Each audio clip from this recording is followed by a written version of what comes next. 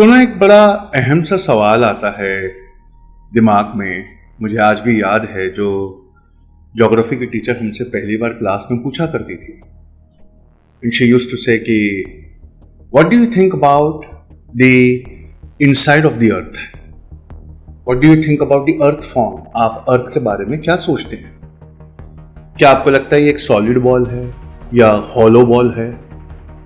और फिर वो हमको बताती कि अर्थ के अंदर कैसे कैसे डिफरेंट लेयर्स होती हैं। लेकिन उन लेयर्स को हमेशा के लिए याद रखने का एक बहुत अच्छा तरीका है, अगर हम उन लेयर्स को खुद बनाएं एक एक करके, तो फिर मरने के दिन तक हमें कोई उसे भुला नहीं सकता।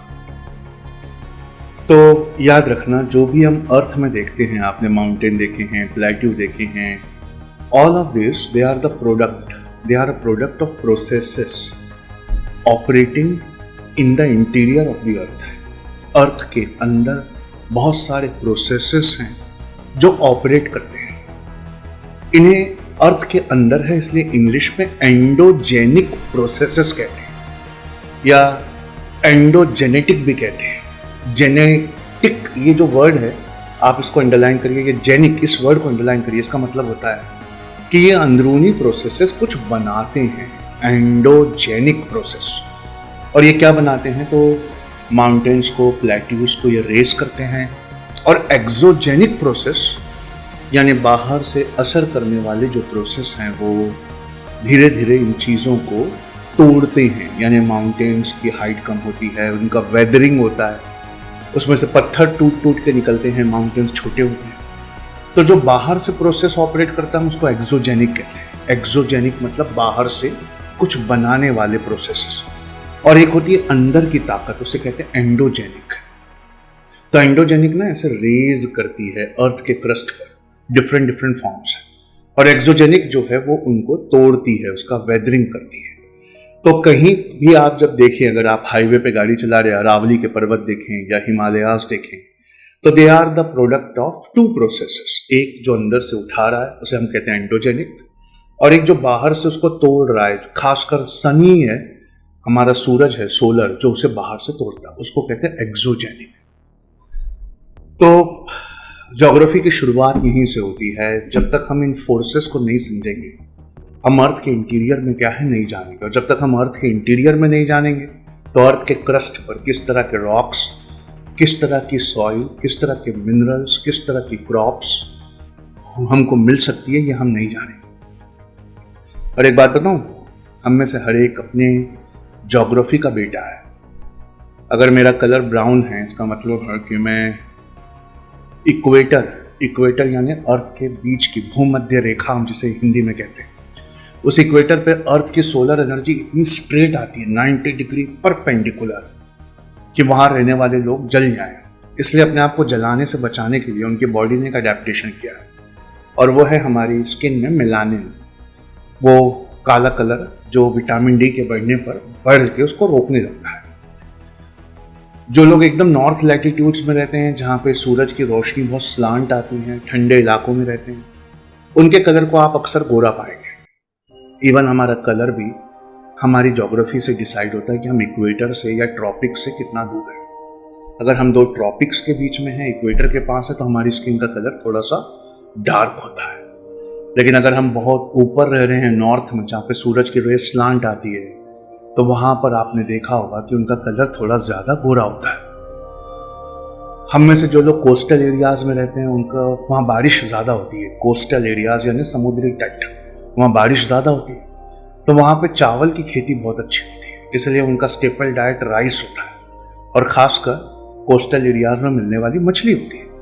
हम में से जो लोग सूखे एरियाज़ में अंदर रहते हैं, जहाँ तक आते आते बादलों का पानी खत्म हो जाता है, जैसे दिल्ली और दिल्ली के नॉर्थ में पहुँचते पहुँचते बादल अपना बहुत सारा पानी छोड़ देते हैं। अब आप दिल्ली की बारिश को तमिलनाडु के साइड केरला की बारिश से आप कंपेयर करिए, तो दिल्ली मानसून आते आते बहुत लेट हो जाता है, ऑलमोस्ट अगस्त लग जाता है, फिर भी उतनी बारिश नहीं होती। और केरला में रोज़ बारिश होती है। तो दिल्ली में जहाँ बारिश अच्छी नहीं होती, वहाँ पर वीट और बार्ली ये स्टेपल डाइट होता है। तो यहाँ पे आपने सुना होगा ना, मक्के की रोटी, सरसों का साग। वहाँ पे आपने सुना होगा साहब कि डोसा, इडली सब चावल की बनी हुई। आपने बंगाल साइड में सुना होगा मासी भात, मछली और भात वो लोग खाते हैं। तो ज्योग्राफी ये तक डिसाइड करती है कि हम खाते क्या हैं, हम पहनते क्या हैं, एब्सोल्युटली डिपेंडेंट ऑन ज्योग्राफी। ठंडी में हम क्या पहनते हैं, गर्मी में हम क्या पहनते हैं, हमारे स्किन का कलर कैसा है, absolutely dependent on geography. Even चेहरे के फिजियोग्राफी और एनाटॉमी भी डिसाइड करता है ज्योग्राफी। एक एग्जांपल है इसका कि मंगोलिया के गोबी डेजर्ट के किनारे जो मंगोल्स रहते थे, तो सूरज की रोशनी में मंगोलिया डेजर्ट, उसकी रेत और रेत के अंदर का सिलिका बहुत जोर से चमकता था। तो उनकी आंखों को अडेप्टेशन दिया गया, उनकी आंखें हाफ क्लोज की गई, जिसे हम चाइनीज आंखें या कोरियन आंखें कहते हैं। वो एक अडेप्टेशन था जो नया, वो भी ज्योग्राफी से डिपेंडेंट था। तो geography decides many thing. Geography एक ऐसा सब्जेक्ट है जो हमें बताता है कि हम कौन हैं, सारे सवालों के जवाब देता है। आसमान है नीला क्यों, पानी गीला गीला क्यों, क्यों गोल है जमीन, हर चीज का जवाब। और मैं अपनी लाइफ से एक बात बताता हूँ और आपके लिए भी दुआ करता हूँ। ज्योग्राफी एक ऐसा सब्जेक्ट है जो मुझे अपने रब के बहुत करीब ले आया। उसकी नेमतों को जब मैंने समझा है, जाना है, तो मैं उसे बहुत मानने लगा। वो प्रूफ, वो एविडेंस, गॉड, गैलीलियो ने कहा था ना, there are two languages describing the same God and one is the science, another is the religion. तो ये साइंस है जो हमको गॉड के करीब लाता है, उस साइंस को हम ज्योग्राफी कहते हैं।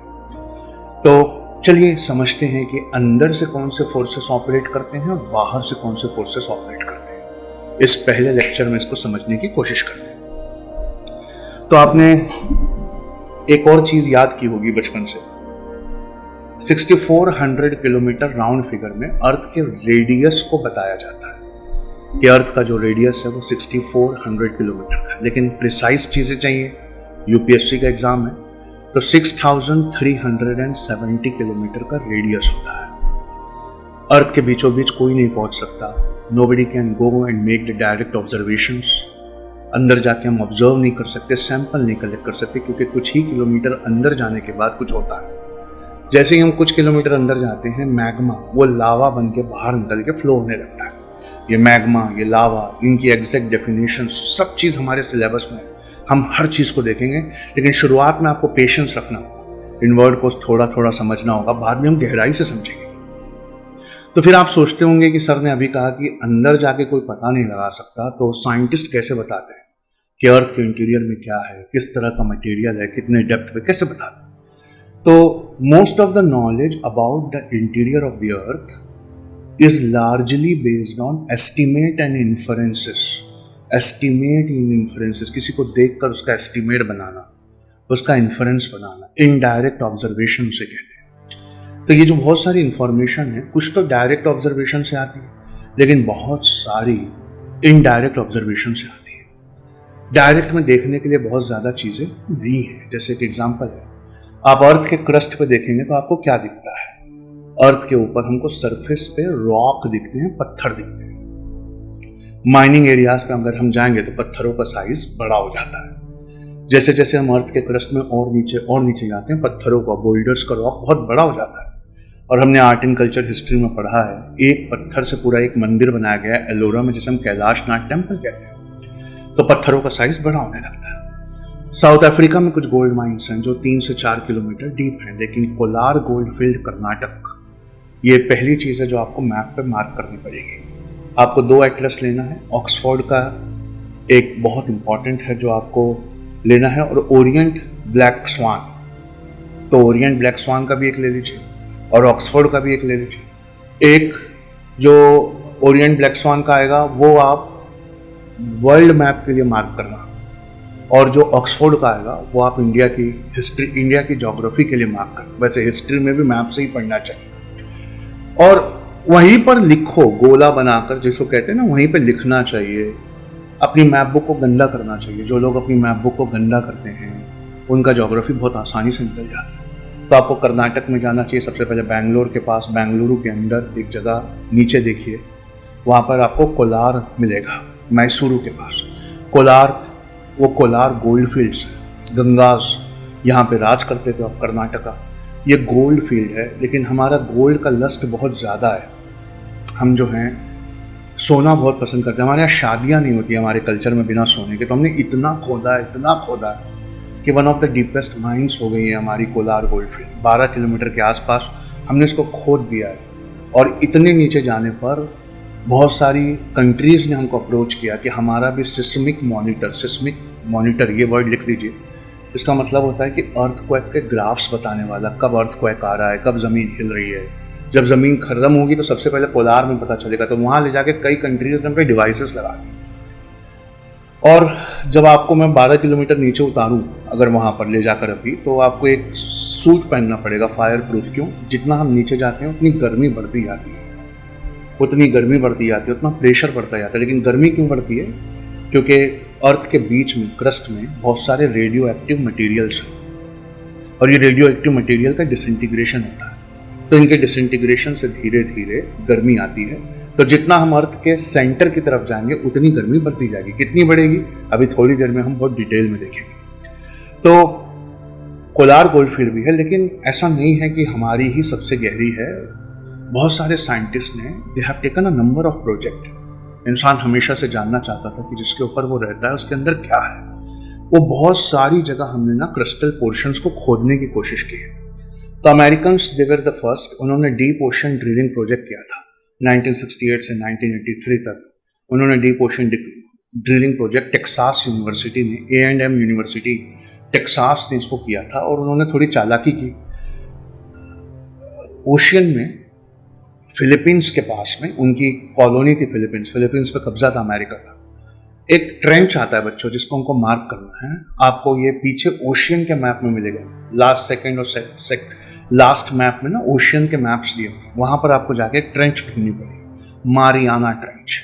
उस मारियाना ट्रेंच को फिलीपींस के पास आपको ब्लो लाइट करना पड़ेगा, डीपेस्ट ट्रेंच है। तो अमेरिकन्स ने क्या किया, सबसे पहले वो डीप ट्रेंच तक गए और डीप ट्रेंच तक जाने के बाद उन्होंने खोदना स्टार्ट किया। अभी हार्डली वो 2 या 3 किलोमीटर खोद पाए थे तो उसमें से मैग्मा बाहर आने लगा। और जितना आप नीचे जाके खोदेंगे ना, 11 किलोमीटर के आसपास है वो मारियाना ट्रेंच है। और जब आप जितना नीचे जाएंगे साहब, उतना पानी का फोर्स आपकी मशीन पर बढ़ता जाएगा और नट और बोल्ट पर इतना प्रेशर हो जाता है कि वहाँ ड्रिलिंग करना इतना आसान नहीं है।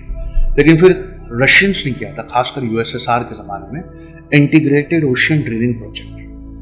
और ये इंटीग्रेटेड ओशियन ड्रिलिंग प्रोजेक्ट जो था, ये डीपेस्ट ड्रिल बनाई इसने कोला पेनिनसुला में। आपको रशिया का मैप खोलना पड़ेगा, उसके कोला पे जाइए, deepest drill at Kola peninsula ऊपर में एक जगह बनी होगी, वहाँ पर जाकर आर्कटिक ओशन में मार्क करिए और लिखिए, वहीं लिखिए, मैप के ऊपर लिखिए, मार्जिन्स के पास लिखिए कि integrated ocean drilling project.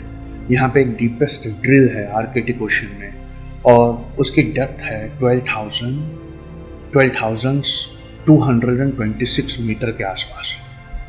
12,226 metre, इतनी गहरी यहाँ खोद कर देखा गया। क्यों खोदा गया, आइए हम इस पर एक छोटी सी डॉक्यूमेंट्री को आगे देखेंगे। ठीक है, 20 साल तक खोदा गया, तब जाकर ये 12,226 मीटर के आसपास पहुंची।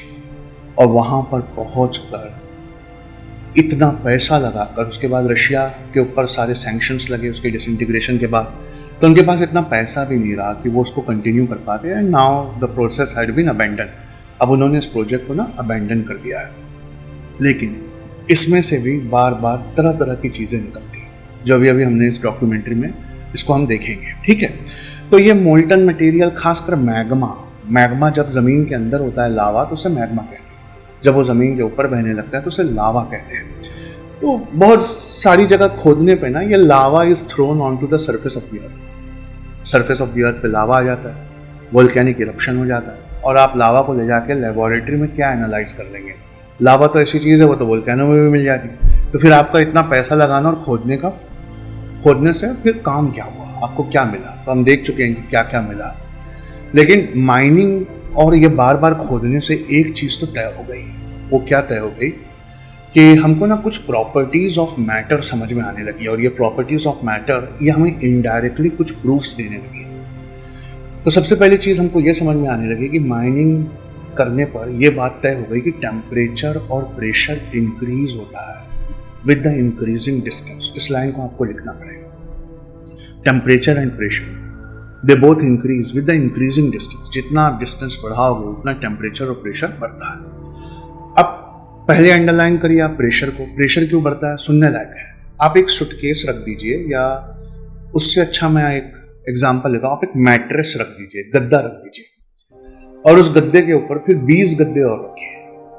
तो ऊपर के 20 गद्दों के वजन से नीचे वाला जो गद्दा है, जो मैट्रेस है नीचे वाला, उस मैट्रेस पे जब आप 20 मोर मैट्रेस रखेंगे, गद्दे रखेंगे, तो क्या होगा? वो जो सबसे नीचे वाला है ना, वो दबने लगेगा, और दबने लगेगा तो वो डेंस होने लगेगा, उसकी डेंसिटी जो है बढ़ने लगेगी। फिर आप नीचे से सेकंड पे आइए, उसकी डेंसिटी भी बहुत ज़्यादा है, क्योंकि उस पर भी 18 गद्दों का वजन है, 18 मैट्रेसेस का वजन है, लेकिन उसकी डेंसिटी थोड़ी सी इससे कम होगी पहले वाले से। फिर आप उसके ऊपर आइए तो उसकी भी डेंसिटी ज़्यादा है, क्योंकि उस पर 16 गद्दों का वजन है, लेकिन नीचे के दोनों से उसकी डेंसिटी कम होगी। तो नीचे आपको ना डेंसेस्ट मिलेंगे, और ऊपर आप पहले गद्दे पे, पहले मैट्रेस पे जाएंगे तो उसके ऊपर किसी का वजन नहीं है। इसको कहते हैं सुपर इनकम्बेंट लोड, यानी उसके ऊपर रखा हुआ लोड। उसके ऊपर कोई लोड नहीं रखा है, इसलिए उसकी डेंसिटी नहीं होगी, उसकी डेंसिटी बहुत कम होगी। सेकंड वाले की थोड़ी होगी, थर्ड वाले की थोड़ी और होगी, फोर्थ वाले की थोड़ी और ज्यादा होगी, करते करते जो लास्ट वाला मैट्रेस, लास्ट वाला गद्दा होगा, उसकी डेंसिटी बहुत ज्यादा। तो प्रेशर की वजह से, लोड, सुपर इनकम्बेंट लोड की वजह से, अपने ऊपर रखे हुए वजन की वजह से, जैसे जैसे हम नीचे नीचे लेयर में जाते हैं, उसकी डेंसिटी बढ़ने लगती है, और इतनी डेंसिटी बढ़ जाती है कि रॉक टूटने को तैयार हो जाते हैं और वजन नहीं सह सकते। बस अब वो टूट कर बिखरना चाहते हैं, लेकिन अर्थ के अंदर तो एब्सोल्युटली पैक है वो, तो टूट कर बिखरने की जगह भी नहीं मिलती। आप बस डेंसिटी बहुत ज्यादा है, लेकिन आप टूटे हुए हैं, लेकिन बिखरने की जगह नहीं है, टूट कर वैसे ही हैं जैसे हैं। ठीक है, जैसे मेरा ये हाथ की ये देखिए लेयर, अब मैं इसको वजन से दबाता हूँ तो देखिए मेरे हाथ की डेंसिटी बढ़ रही है। जैसे मैं लोड को रिलीज करूंगा, ये देखिए हल्का सा ऊपर आया, यानी डेंसिटी कम हो गई। तो as we go deep inside the earth, because of the pressure increases, and because of the pressure density increases. जितना हम अंदर जाएंगे उतना प्रेशर बढ़ेगा। प्रेशर क्यों बढ़ेगा? क्योंकि ऊपर रखा हुआ लोड बढ़ेगा, super incumbent load. Super incumbent मतलब ऊपर रखा हुआ लोड बढ़ेगा। तो जितना आप नीचे जाएंगे उतना प्रेशर, और उतना प्रेशर की वजह से उतनी डेंसिटी बढ़ेगी, उतनी डेंसिटी बढ़ेगी। सर ये तो समझ में आ गया, फिर टेम्परेचर क्यों बढ़ेगा? जितना हम नीचे जाएंगे तो सिर्फ डेंसिटी नहीं बढ़ती, आपने कहा टेम्परेचर भी बढ़ता है। इसलिए कि अर्थ ना एक रिवॉल्विंग बॉल ऑफ फायर था, और उसमें ना बहुत सारा मटेरियल आके मिला और वो गोल गोल घूमने लगा। तो अर्थ जब पहली बार बना था, आज से 4.5 बिलियन ईयर्स से पहले, तो वो बहुत सारा मटेरियल आके कोएल्सेस हुआ और आपस में गोल गोल गोल गोल गोल गोल गोल गोल घूमने लगा। And earth was a rotating ball of fire, ये हमने बचपन में पढ़ा है। फिर उसका बाहर का क्रस्ट सबसे पहले कूल हुआ, और जब वो क्रस्ट कूल हुआ तो अर्थ की हीट जो है वो अंदर ही रह गई, उसे हम रेसिडुअल हीट कहते हैं। लेकिन अर्थ इतने ज़माने से घूम रहा है कि धीरे धीरे इसके अंदर की हीट खत्म होना चाहिए। लेकिन अर्थ के घूमने की वजह से बीच में ना एक सेंट्रीपेटल फोर्स, जब भी हम कोई चीज़ गोल से घुमाते हैं, जोर से घुमाते हैं, तो सेंट्रीफ्यूगल यानी अवे फ्रॉम द सेंटर, फुगल का मतलब होता है अवे फ्रॉम द सेंटर, उसकी पेरीफेरी पे यानी उसके किनारों पे सेंट्रीफ्यूगल वर्क करता है, अवे फ्रॉम द सेंटर। और उसके सेंटर में हमेशा सेंट्रीपेटल वर्क करता है, यानी towards the centre, towards the centre. तो ठीक उसके बीचों बीच टुवर्ड्स द सेंटर काम करता है, और ठीक उसकी पेरीफेरी पे अवे फ्रॉम द सेंटर काम करता है, सेंटर से दूर जाने वाला वो काम करता है। तो अर्थ क्या करती है, जब वो घूम रही थी तो उसके सारे हैवी मिनरल्स धीरे धीरे सेंट्रीपेटल यानी अपनी तरफ खींचने वाले आकर्षण की वजह से धीरे धीरे धीरे धीरे बीच में आके जमा होने लगे। और हैवी मटेरियल में रेडियो एक्टिव एलिमेंट्स आते हैं, और ये रेडियो एक्टिव एलिमेंट्स जब अर्थ के बीच बीच में आने लगे, आयरन भी बीच बीच में आने लगा, कोबाल्ट भी बीच बीच में आने लगा, निकल भी बीच बीच में आने लगा, यानी जितने हैवी मिनरल्स हैं वो धीरे धीरे सिंक होने लगे, और सिंक होके रोटेटिंग अर्थ के सेंटर के पास आने लगे। फिर वो एक दूसरे से टकराते, कोएल्सेस होते और उनमें हीट जनरेट होती है। तो ये disintegration of radio active material जो सेंटर के पास हो रहा है ड्यू टू सेंट्रीपेटल, सेंटर की तरफ वाले फोर्स से, उस वजह से अर्थ के बीचों बीच हीट है। और हम जितना अर्थ के सेंटर यानी उसके बीच की तरफ जाएंगे उतना टेम्परेचर बढ़ता जाएगा, और जितना हम उसके सेंटर से दूर आएंगे उतना उसका टेम्परेचर कम होता जाएगा। तो माइनिंग से एक बात समझ में आने लगी। अभी कोलार की गोल्ड फील्ड में मैंने आपसे कहा कि आपको ना हीट रेजिस्टेंट सूट पहन के उतरना होगा, क्योंकि आप जितना वो 12 किलोमीटर जाएंगे ना तो बॉडी ऐसे बॉयल होने लगेगी आपकी, इतना टेम्परेचर होता है। प्लस आप बिस्लेरी की वाटर लेके अगर नीचे जाएंगे तो उसमें बबल्स बनने लगते हैं, यानी वहां पर इतनी हीट होती है कि वाटर बॉयल होने लगता है। तो ये वाली चीजें हैं जो हमें धीरे धीरे इंसाइट देने लगती है। तो अर्थ के इस बारे में साइंटिस्ट जो हैं वो उसका टोटल थिकनेस जानना चाहते थे। वो जानना चाहते थे कि भाई हमको ये बात तो समझ में आ गई, जितना अंदर जाएंगे उतना प्रेशर बढ़ेगा और प्रेशर की वजह से डेंसिटी बढ़ेगी। रॉक के ऊपर रॉक के ऊपर रॉक के ऊपर रॉक के ऊपर रॉक, तो जितना नीचे का रॉक रहेगा उतना वो डेंस रहेगा, उतना उसके ऊपर प्रेशर ज्यादा रहेगा। टेम्परेचर भी बढ़ेगा, क्योंकि जितना हम सेंटर ऑफ द अर्थ की तरफ जाएंगे उतना रेडियो एक्टिव हैवी मटेरियल होता है, मिनरल्स होते हैं रेडियो एक्टिव, तो वो सारे अर्थ के बीच में जमा हो रहे हैं घूमने की वजह से, और वो हैवी है इसलिए सिंक हो रहे हैं, वहाँ पर डिसइंटीग्रेट होते हैं। तो वहाँ पे बहुत ज़्यादा, जैसा न्यूक्लियर रिएक्टर में गर्मी होती है उतनी गर्मी होती है। तो जितना हम इस गर्मी के करीब जाएंगे उतना टेम्परेचर भी बढ़ेगा। ठीक है, कंसेप्ट क्लियर हो रहा है कि temperature, pressure, density of the material increases. और हम ये भी बात समझ रहे हैं कि टेम्परेचर बढ़ता है, लेकिन कितना बढ़ता है। तो अभी के आपके लिए जानने के लिए इतना है कि 100 मीटर पे 2 to 3 डिग्री सेल्सियस ये बढ़ता है। बाकी हम जब नीचे गए थे तो कितना बढ़ा था, आप इस ड्रिलिंग वाली डॉक्यूमेंट्री से आपने लिखा होगा। 100 मीटर, 100 मीटर, फर्स्ट 100 मीटर पे सिर्फ 2 to 3 डिग्री सेल्सियस होता है, लेकिन rate of increase of temperature 8 kilometre के बाद एकदम ट्रिमेंडस हो जाता है। और यूपीएससी ये क्वेश्चन पूछ चुका है। तो Which are the following are the reasons that the earth has a heat in its interior? अर्थ के सेंटर के पास इतनी हीट क्यों है? तो एक आंसर आता है disintegration of radio active minerals हो रहा है, plus conversion of gravity force into thermal energy. ये जो ग्रेविटी का फोर्स है और तेज घूमने वाली चीज़ है, उनमें आपस में फ्रिक्शन है। तो एक फ्रिक्शन होने की वजह से, और जिस समय अर्थ बना था तो बहुत सारी चीज़ें आकर एक साथ टकरा के घूमने लगी थी, तो उसमें रेसिडुअल हीट, वो रेसिडुअल हीट की भी वजह से।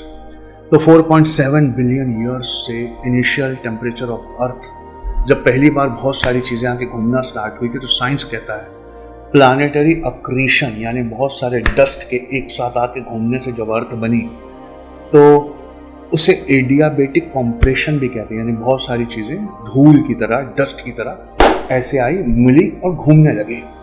तो इसको बोलते हैं प्लानेटरी अक्रीशन या एडियाबेटिक कॉम्प्रेशन। 1000 डिग्री सेल्सियस ये अर्थ का इनिशियल टेम्परेचर। बाद में ये थोड़ी थोड़ी ठंडी होने लगी, लेकिन ठंडी होकर बाहर का क्रस्ट तो ठंडा हुआ, लेकिन ये हैवी मिनरल्स जब बीच में जाने लगे तो उनका डिसइंटीग्रेशन हुआ। इस वजह से अर्थ के बीच में अभी भी बहुत ज़्यादा हीट है। कितनी हीट है? निकेल और आयरन और कोबाल्ट, ये जो हैवी मिनरल अर्थ के बीच में जाकर फंसे हैं साहब, ये मोल्टन स्टेट में है, आउटर कोर में, मोल्टन स्टेट में। और क्या ये हीट बाहर की तरफ आती है? आती है, लेकिन क्रस्ट में जो रॉक्स है ना, वो बैड कंडक्टर ऑफ हीट होते हैं, तो वो अंदर की हीट को इतना बाहर नहीं आने देती, वरना हम कैसे सरवाइव करते। तो रॉक्स के एटम को वाइब्रेट करके हीट देते तो हैं, लेकिन rocks are the poor conductor of heat. तो 10 मीटर थिक रॉक में से अगर आपको हीट पास करनी है और नीचे आग जलाइए, और 10 मीटर 10 मीटर का एक रॉक रखिए, उसके नीचे आग जलाइए, तो एक आइटम गर्म होगा, वाइब्रेट होकर दूसरे आइटम को गर्म करेगा, तीसरे आइटम को गर्म करेगा। तो 10 मीटर, सिर्फ 10 मीटर के रॉक में से हीट को पास करने के लिए, उसकी सतह पे लाने के लिए 3 साल लग जाते हैं। इतना रॉक जो है ये इतना बैड कंडक्टर ऑफ हीट है। उस हिसाब से 100 मीटर थिक जो है, सिर्फ 100 मीटर की बात करो, उसको 300 साल लग जाते हैं। इसीलिए वोल्केनिक एक्टिविटीज में देखा गया कि जब थिक लावा बहता है ना, तो वो लावा ऊपर का क्रस्ट तो जल्दी से सॉलिडिफाई हो जाता है, लेकिन जब आप उसको खोद कर देखेंगे तो अंदर का अभी भी मोल्टन रहता है, बिल्कुल जैसे हमारी अर्थ अंदर से मोल्टन। तो वोल्केनो से लावा बाहर आया, 100 मीटर थिक लावा बाहर आया, और आप उसको जब भी खोद कर देखेंगे उसके अंदर गर्मी रहती है, बाहर का भले ही सख्त हो जाए। तो ये अंदर गर्मी कब तक रहती है? तो साइंटिस्ट कहते हैं अगर 100 मीटर थिक लावा फ्लो है तो तकरीबन 300 साल तक ये गर्मी रहती है, उसके बाद ये ठंडा होता है। This is how it does. Earth के क्रस्ट पर लेकिन सन की एनर्जी भी आती है ऊपर से, और हम जानते हैं कि हमारी ज़मीन दिन में गर्म हो जाती है, लेकिन वो ऊपर ही गर्म होती है। थोड़ा सा ज़मीन आप खोदेंगे तो ज़मीन इतनी गर्म नहीं है, क्योंकि rock is a bad conductor of heat है। तो अंदर से भी हीट आती है, लेकिन इट्स अ बैड कंडक्टर, बहुत फास्ट नहीं आती। और बाहर सन से भी हीट आती है, इट्स अ बैड कंडक्टर, तो इतनी अंदर नहीं जाती। इन्हीं दोनों कश्मकश के बीच में लाइफ सर्वाइव करती है। और यही सोलर हीट जो है, ये पानी को भाप बना के उड़ाती है, उसको बादल बनाती है। फिर बारिश का सीज़न आता है, उससे प्लांट्स में पत्तियाँ होती हैं, वो फोटोसिंथेसिस करते हैं, कार्बन डाइऑक्साइड अंदर खींच के ऑक्सीजन देते हैं, फिर हम सांस लेते हैं, हम उन प्लांट्स को खाते हैं, जानवर उन प्लांट्स को खाते हैं, फिर हम उन जानवरों को खाते हैं। ये सोलर है जो पानी को भाप बना रहा है, हवाएं चला रहा है। सन है हमारा, बादल बना रहा है, आंधियाँ ला रहा है। ये सन नहीं होता तो हम क्या होते। इसलिए डॉक्टर इकबाल ने, अल्लामा इकबाल ने एक शेर लिखा था कि तू है मेरे खुदा की सबसे बड़ी दी हुई नेमत, तू है तो सारे प्रोसेसेस हैं, कहाँ पर, ज़मीन पर है। लेकिन अंदर अंदर ये जो आग है ना, ये आग वही काम करती है जो चाय की केतली के नीचे आग काम करती है। आपने देखा कभी चाय कैसे उबलती है? ऐसे नीचे गर्म होकर ऊपर जाती है, फिर फटकर वापस आती है। ये जो चाय उबलती है ना साहब, ठीक उसी तरह ये अंदर में जो disintegration of radio active minerals हो रहा है, ये ऊपर आते हैं और mountains, plateaus, fall, volcanoes, earthquake यानी सिस्मिक इवेंट, सुनामी, यही लाते हैं। तो ऊपर वाला इंजन भी है सोलर, और एक अंदर वाला इंजन भी है, एक्सटर्नल हीट इंजन भी है, इंटरनल हीट इंजन भी। और ये एक्सटर्नल और इंटरनल के मिलने से ही अर्थ चल रही है। ये एक्सटर्नल और इंटरनल के मिलने से ही अर्थ चल रही है। थोड़ा थोड़ा आपको आइडिया आने लगा होगा। आराम से इसको बंद करके देखिए, सोचिए आपने क्या देखा है, अभी क्या समझा है, फिर मैं आपको दूसरे लेक्चर पे ले चलता हूँ। Thank you.